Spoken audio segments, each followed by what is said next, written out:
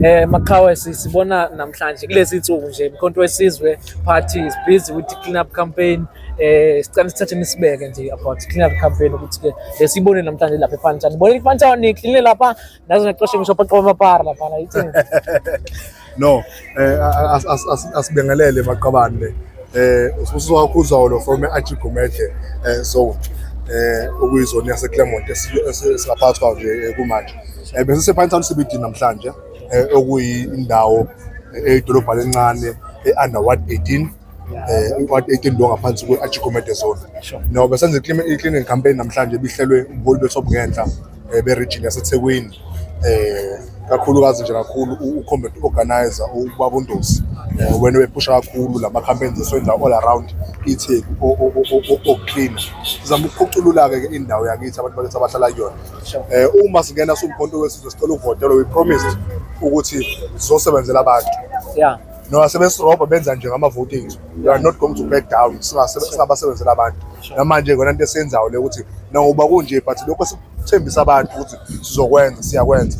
Ngathi ubonile mfowethu ukuthi iTheku selikhipha iletha umasipala. Yeah. Bathi ngomhla 25 July bayagcina bonke abantu baka EPWP. Now question ithi ubani abazocleana lapha lemigwaqo ethengcoleka ngakho. Angithi yabo yonke lento leyo. So as Umkhonto weSizwe siyangena sikhombisa ukuyimisela because we promised ukuthi uma singena lo EPWP waseThekwini thina sifuna ukwenza permanent. Now if sizoba nomasipala weTheku under ANC government uthi uzodiliza bonke labantu futhi kunenqwaba yabantu base South Africa nabantu baseThekwini abazolahlekelwa imisebenzi abazolapha kunokuzoba khona abantu abangalibeki ilokhuzana flame. So ke as Umkhonto weSizwe Party ke sizama ukungena ebantwini siyayifaka ebantwini as part of our campaigns zethu. We are still campaigning because we promised abantu sathi we need a 2/3 majority asikawu accomplish ukutholile but base bayasropa namanje sisaqhubeka lapha eceleni u2/3 majority kubantu naso kuyimiselene basebenzeleni ngicela ukuma lapha. Okay mfundisi Nceke Nkosi iyagcina mhlawumbe icampaign ngoba lasikhona eThekwini lapha neclinic Theku angithi njani nanishanje Theku kuphela kodwa manje ngibona indlela ePhantshani nisaba niyaqhubeka nini nisaqhubeka yini. No asibonge umbatha lo okhulumayo no mfethu mhlawumbe into engayisho ukuthi asigcinile ukwenza ama campaigns lokho sicleana nje amadolobha wethu lawa esiphiwe wona uhulumeni noma ke besirobhile but ke siyathembisa ukuthi lezi zinto sithembisa zona abantu sizofezeka and sizokwenzeka.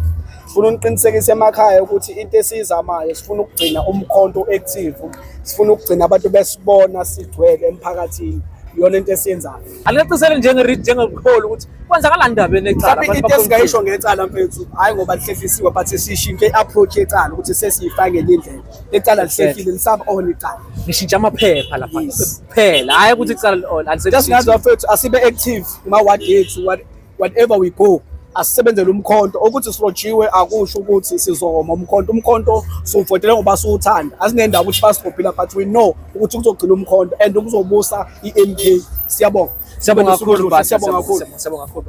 Thank you. Siyaphila ithini into nesenzela ukuthi bangabe izwe selibuya njengoba sizolithatha nje sifele ikhini siqalelela khona ukuthi sizolanda izwe lethu njengoba uNatal nje sizolithatha soon. Nizothatha kanjani uKwaZulu-Natal ngoba phela manje ngathi izinto ayihambi kahle izinto manje. Hayi saba kahle kakhulu ongazi angithi bathi nithathiswe necala asithathisa ngicala propaganda leyo angithi uyazi ukuthi umthetho waseSouth Africa uvuna igebengu.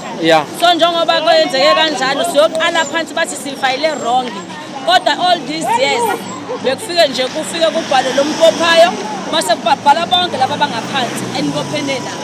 Manje ke sebenza lento yabo kodwa ke sizoyibhala siqala phansi. Icala lishintshe nishintshe ifiling kuphela. Yes ifiling bathi wrong ngoba bafuna ukukwandisa isikhathi. Okay ayisiyabonga kakhulu.